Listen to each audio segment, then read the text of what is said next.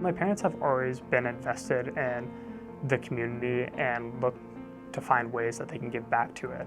And that really inspired me when I was looking towards a career. What could I do to help people? And throughout all my exploration, public health was the place that I saw I could have the biggest impact on as many people as possible. The scholarships from UTHealth Houston really helped me be able to be supported in the classroom and focus more on my development as an epidemiologist.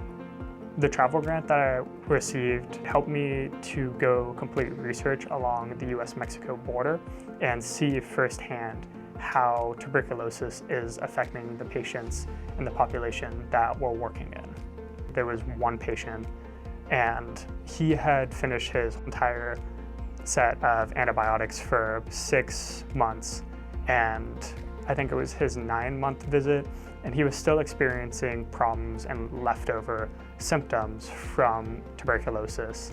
And that was really impactful because even though he was cured from the disease, he was still impacted for the rest of his life.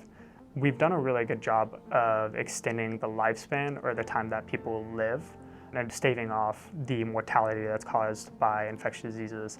As we live longer, there's a lot of different comorbidities and infections that also hinder someone's quality of life.